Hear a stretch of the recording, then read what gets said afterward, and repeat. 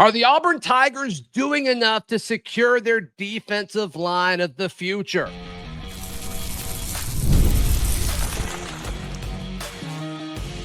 You are Locked On Auburn, your daily podcast on the Auburn Tigers. Part of the Locked On Podcast Network, your team every day. Yes, welcome on into Locked On Auburn, your daily Auburn Tigers podcast. I'm your host, Zac Blackerby, and thank you so much for making Locked On Auburn your first listen every single day. It's Recruiting Thursday, so we're joined by the Brian Smith, host of The Portal, Locked On's Recruiting, Transfer Portal, and NIL podcast. Be sure to make that your second listen of the day. We'll talk about why things are so slow nationally when it comes to recruiting, as well as Auburn's running back pursuit. I think it got a little bit more interesting over the weekend. But is Auburn doing enough to secure the future of their defensive line? We've talked about the importance that this coaching staff clearly has put on the edge position, but a handful of guys that are super, super important. We think for Auburn's 2026 class, they took officials this past weekend. Ernest Rankins, Bodney Cleveland, two guys that you and I are both very, very high on. Brian, are they doing enough? Well, they brought in even Bryce Perry-Wright this past weekend as well, another guy that's really, really good. I mean, all you can do is bring them in for visits, and they've had all these guys on campus multiple times. So from that perspective, I say yes. Yeah. My only question is, was it going to be enough this early? Because they're going to take visits, like just to use one example, Bryce Perry-Wright's official visit list, among others, A&M, Texas, Miami, and Clemson, addition to Auburn. If he takes all those, you're 1 of 5. And that's the ball game you're in. If you want to be an elite program, you just got to find a way to win those. It's just grind it out. So I'm not blaming Auburn at all. This is a group that is elite, and they got them on campus. So they did the first step, and they did the most important one. So thumbs up so far. Yeah, I mean, the next official visit they have, May 30th. No visits this weekend. That seems to be the trend across the country, so it must be a dead period or something. But Jaquez Wilkes visiting on the 30th. Jamarian Matthews visiting on the 30th. He's committed to Alabama. And then Hezekiah Harris, of course, committed to Auburn. Been committed to Auburn for a bit. Committing. So, I mean, they're not backing down. That's for sure. No, they're not. Ernest Rankins is the one I'm probably the most curious about. Okay. Why is that? Size. Can't teach 6'5", 6'6". Ernest is at Southwest DeKalb. It's a program that Auburn knows well. Yeah. Gets outside Atlanta. But Georgia really wants it. If you're going to beat Georgia, you got to beat them on the recruiting trail. And that's a kid that fits Kirby's wheelhouse because he's the most picky guy in the country when it comes to defensive players and their length. So that, from what I've heard, that'll be a full court press from the Dogs. Yeah. And if you beat them for those kind of kids, then you can start playing with the Dogs on the gridiron too. So 6'6", 285. When he walked by me at Auburn one time, I'm like, that's the kind of guy that I would NFL player. Yeah. Right. He fits the profile. Right. I mean, Auburn doesn't beat Georgia for these type of defensive linemen very often. I mean, that's what made Derrek Brown's, decision on that signing day so monumental. And then you look at it, and I mean, arguably one of the more underrated players in Auburn football history because of how good I don't think the average Auburn fan realizes how good he was. I mean, set a record for NFL defensive lineman for tackles in a season with the Panthers, a few years ago. I mean, just he's an awesome generational talent. Yeah, if you get that kind of guy, it makes everybody else on the defensive line in your front seven better. Right. It also makes your corners say, hey, I don't have to cover as long. They got to double that guy, and everybody else is single cover. There's a million ways he helps before the snap of the football even takes place. What do you think the likelihood of Auburn getting these guys is? Bodney Cleveland. And then, we'll throw Ernest Rankins in there as well. I think Bodney is more likely because he's in-state. And from what I understand, unless something changed, I don't think Bama's involved with him anymore, which is random. It's weird because he was committed there a few months ago. Yeah, you and I were talking on the phone earlier, and I said to you, like, it almost makes me feel better that he was committed to Bama and then decommitted. But it seems like it's Florida. It's Florida or Auburn now for him. Florida's a team that they go hard after a lot of D linemen all over the South, State Alabama included. I mean, both programs didn't have the year they wanted to last year, but Auburn's closer. The people around him probably know Auburn better. Yeah. I lean Tigers there, but I mean, Florida's still Florida. That's big time program historically. I know they struggled of late, but yeah, I like Auburn there. Yeah. So we'll see. We'll see. Any other names from this past weekend outside of running back? We'll get to running back in a second. You expected to hear more from Deron Parks as the guy that we were high on going to the visit. Dalton Toothman, Dominic Harris. I mean, all offensive linemen. Is it one of those guys or would it be somebody else? Well, Toothman sounds like that was a very good visit, and Parks, it sounds like, was a great. I'll be surprised if they don't get Parks. Now, things in recruiting and NIL today's world, they change quickly. But Deron had told me that back at the Under Armour event a couple months ago in Orlando. Hey, Auburn's up there.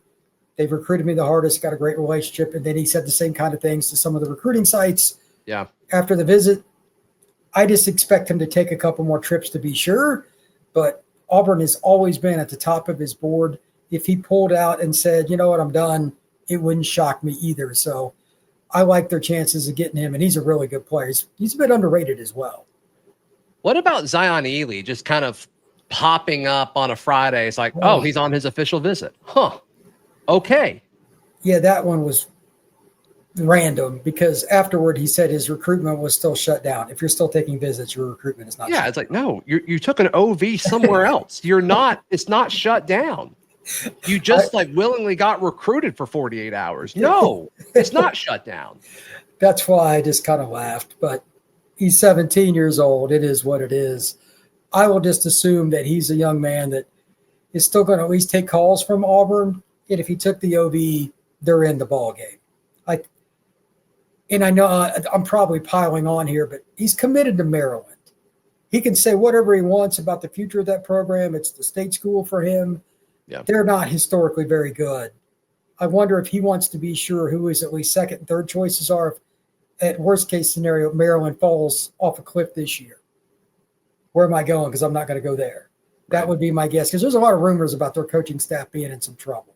So we'll see how that goes. But yeah, I don't buy the it's shut down stuff at all. And it's not like he's driving down from Birmingham or from Atlanta. Right. Like that's Baltimore. Yeah, you're not just moseying down from Maryland to Auburn. That's a long, long way. That's a lot of intentionality there. And the fact that it just popped up, it's like, oh, he's on his official visit. Like, that almost adds some gravitas to it, too. This might be dumb, and you could say, no, Zach, that doesn't mean anything. But the fact that it was, not reported, and then it's like, boop, surprise. I don't know. I just feel like that adds a little bit weight to it. Or am I reading too much into it? No, that is absolutely true, because my guess is he didn't want to deal with the backlash from people Maryland. Around Maryland. Yeah. And if that's the case, again, that supports your point. It's not shut down. So, he can say whatever he wants, but actions, as they say, speak louder than words. Right. Yeah, the kids can say whatever they want. Everybody leaves saying how great the visit was. Auburn's in their top schools.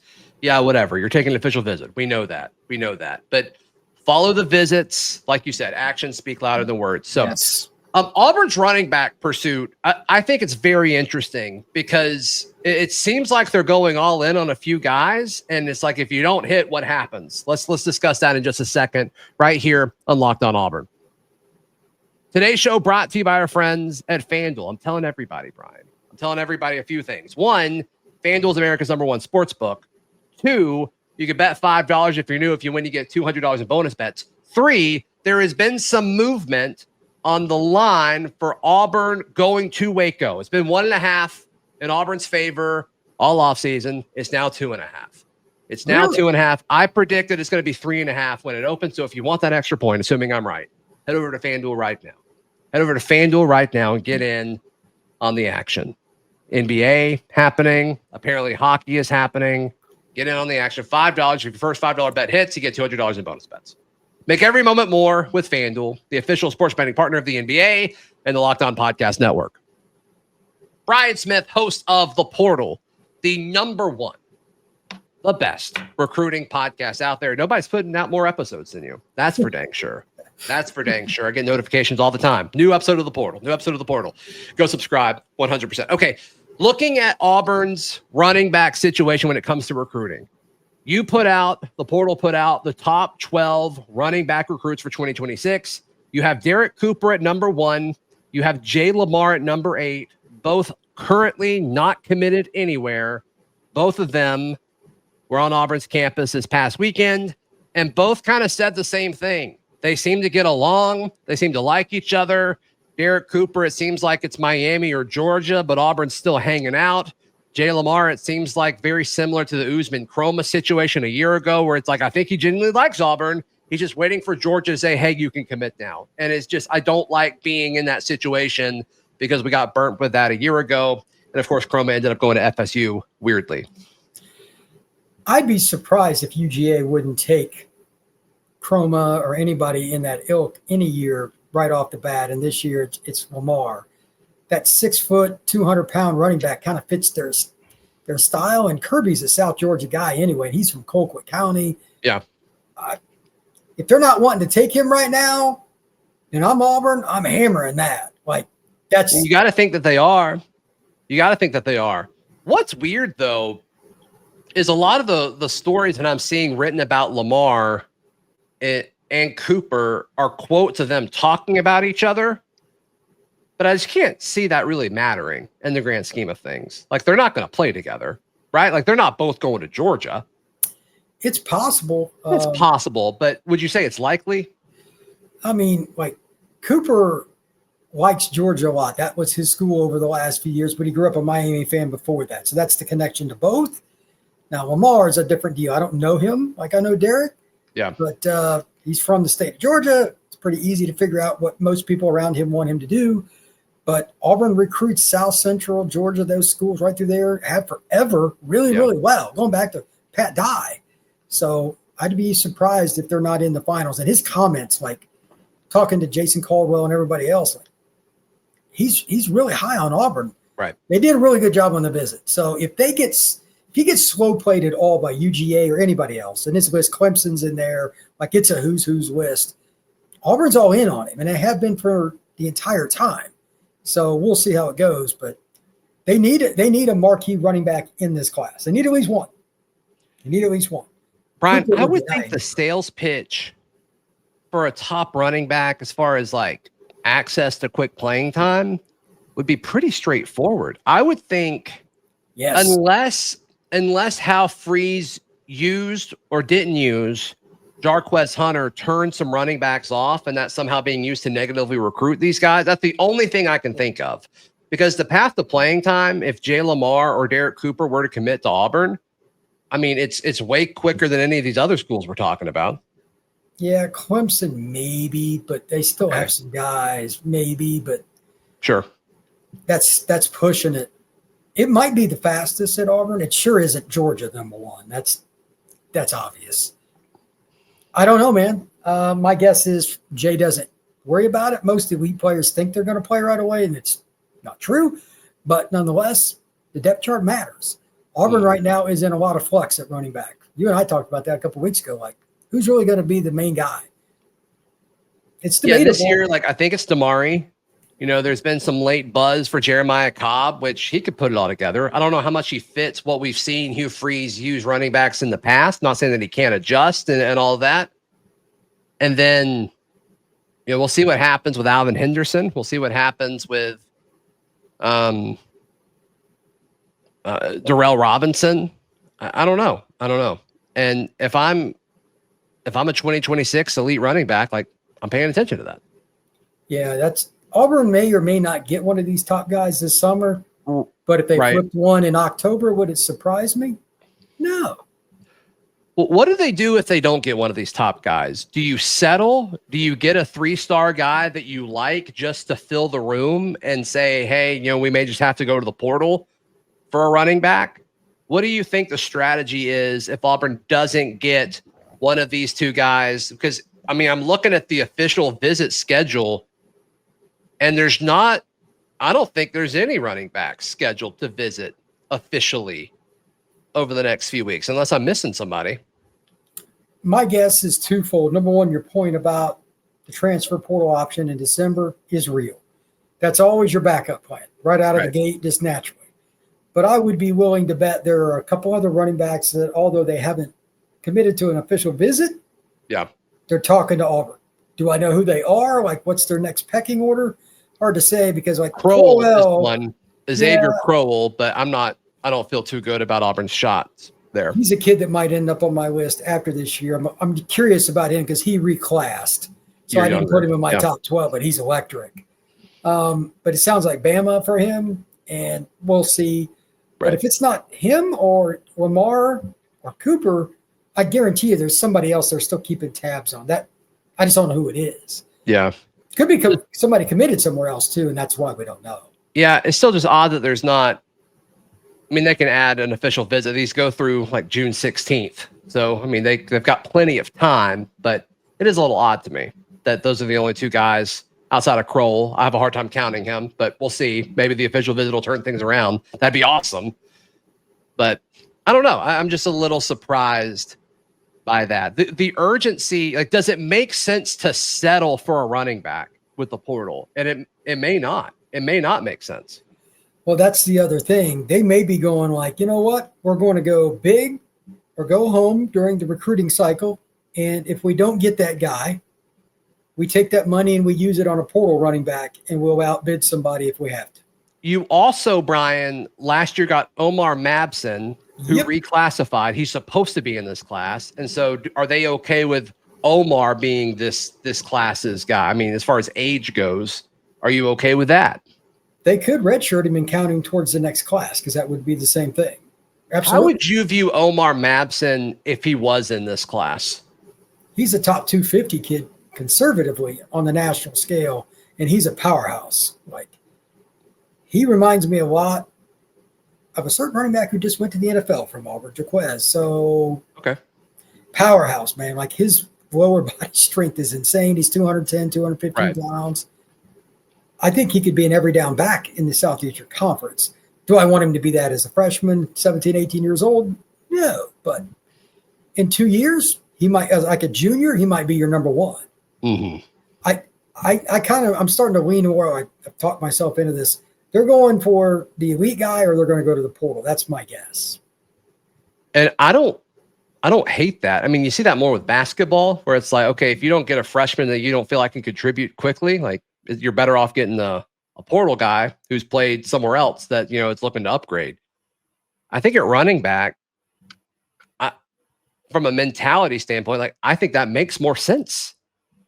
If you don't get an elite freshman, which I like both of Auburn's freshmen this year, Alvin Henderson, Omar Mabson, both those guys are ads. They both make sense. But if you don't feel like you can get that caliber of dude, go to the portal. So we'll see. We'll see what happens. And they may get Jay Lamar. We'll see. But it's just interesting how they're handling this, at least what it looks like. Yeah, I don't know if they'll get any clarity soon, because the visit list for both of those guys is tremendous. So it'll play itself out, but Auburn will know by the end of summer, and they'll have plenty of time to adjust. Yeah. Why are things moving so slow? And it's not just happening at Auburn. It's happening everywhere. Let's jump into that in just a moment, right here on Locked On Auburn. So across the country, there were so many official visits, so many all throughout the SEC, all throughout all of college football, and not a whole lot of commitments. And we talked and guessed, like, okay, if somebody were to pop for Auburn this week, it might be, I think we said Toothman. I think we said Perry-Wright as well, as like potential candidates for like who could pop. And obviously that didn't happen, but it didn't really happen anywhere. Brian, why do you think this whole process of folks not having a ton of guys committed, why do you think this is the latest trend? I think a lot of guys are waiting to see how much money they can get at each of the visits they take. It used to be the early visits, like this past weekend. I talked about this a little bit on a short I did on the Portal podcast. Mm-hmm. Georgia and Auburn both had elite official visit lists. And I know some of the staff members, both places, like, have been historically tremendous recruiters. Between the two lists, they got zero commitments. Yeah. I figured the chances of that were maybe 1% going into the weekend. Maybe. Now, somebody might commit during the time we're doing this podcast for all I know, but chances are by Wednesday afternoon we're doing this podcast, it's like, come on. Usually by Monday or Tuesday, there are a couple guys that pop. Nobody did. Yeah. I think a lot of kids are waiting to see what the NIL is going to be. And I know you have another theory on that as well with regards to our government. But these kids get money on visits. These kids want to find out what they can get long term. They want to play one off the other.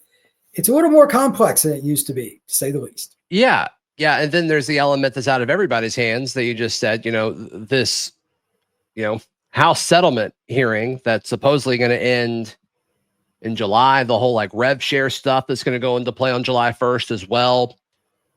I mean, these kids could be being told, I doubt they're being told this by the schools, but they may be being told this by handlers, or maybe if a school feels like they're not in first and they need more time, maybe they are saying like, hey, don't commit anywhere. Hold on. Just wait a second, to give them, better footing to say like, hey, here's actually what you're going to make with when rev sharing comes into play. That could be part of it too, because at first I was not concerned, but I was like, why haven't we had a commitment in forever? But it's like that across the board. It's not just an Auburn thing. So like Auburn fans, don't be concerned or anything like that. It's not happening at a lot of places. But I think LSU is the top ranked class in the SEC, and they have like 7 commits, I think is what I saw this morning. Yeah. So it's just a different, even USC was dominating and now they're slowly losing guys. So like, I don't know. We're in uncharted waters, and nobody really knows what it's supposed to look like right now. Yeah, you said it best. I don't have anything to base this off of. It's only going to happen once. There's one house settlement year. It's this year. I hope. Goodness. I hope. Yeah, I don't need this in my life next year. I could one cycle's enough, please. That is correct. The NCAA stinks, but what it got delayed on was stuff that had to do with the roster, not the actual number. It'll be just over $20 million and probably 75% for most of the SEC schools, if not more. We'll go to football, basketball, get the chunk of the rest, and the rest is scraps. But football is going to get a lot of it, but everybody's going to get the same number, basically. It's not going to be that much different from one SEC school to the other. Like Auburn and Georgia's will be almost identical. You're right. So I do think some schools' mentality of what their collective's role is going to vary from school to school, at least originally. That's what is important right there. And because I do think there are some schools that think the role of the collective is going to go away. And I have a hard time seeing that actually happening, because why wouldn't you want more money to help build your roster and all of that? So I don't think this whole rev share thing is going to fix anything. Actually, I think it's just going to change where the money's coming from. Well, I've heard people talk about we're going to rein it in, this, that, and the other. Well, that's what the schools want. That's what all that, because they want to spend less. Well, when recruit A, pick up whatever player you want, has a side deal, even if they're supposed to report it, it's not going to happen, by the way. There's zero chance all this stuff's getting reported. No, and you shouldn't have to report your income. No, that's crazy. Well, that's the thing. Like, this has lawsuit written all over it. Yeah, if they can't do, that's not to get like too bent out of shape about it, but it just doesn't make sense. And even if you're supposed to report, like, what's it matter? Like if random local business is like, okay, yeah, I know you're getting paid for the rev share, but I want you to come shoot a commercial or do an appearance for a meet and greet or something. Like, okay, let's say he does report it. Okay, I got $10,000 to do this or whatever. Like, what's that? That doesn't fix anything. Why does that matter? There was a couple podcasts talking about this, and one of them was like, well, they're going to assess somebody's market value. Well, no offense, the market value is what you're getting paid. If somebody, let's just say some booster for Auburn owns a company and you want them to shoot a commercial for $5,000, well, then you're worth $5,000 to that guy. That's it. There is no, I don't need somebody else to tell me. So if somebody and this is allegedly what they're trying to do in Congress, say, well, they can't do that. Good luck. It's called free market and capitalism. Yeah, I don't know. That's so tough to prove. And that's originally what I thought it was going to look like. When NIL was passed, it's like, okay, they're going to get paid a certain amount of money just to tweet. And there's not going to be any like regulations. It's like, okay, that's what it's worth. That's what it's worth or whatever. And I don't know how you fight that, because you can't look at stats, because like Jackson Arnold doesn't have stats, but you're telling me his NIL isn't worth a ton? It's like, sure, it absolutely is. Quarterback, absolutely. I'm not talking about value on the field. I'm talking pure NIL, like what we're actually talking about here. So yeah, he's a starting quarterback. Who cares what he did at Oklahoma? He's a starting quarterback at Auburn. That's a big deal. So I don't fully know how you're supposed to, deal with all that. So I'm glad I don't have to. We're just talking about it. Brian, how can people check out everything you've got going on? Locked On the Portal on YouTube, Spotify, Apple, and everywhere you get your podcasts, on social media, TikTok, X, and everywhere else. It's a lot of fun. And starting not this week, but next, it'll be the first weekend where every school in the country just about has visits. I won't be able to keep up even as many podcasts as I do. It'll be fun. Yeah, you'll keep up more than anybody else, though. I'm confident in that. Hey, please like the video. Please subscribe, and we'll see you next time. This has been Locked On Auburn.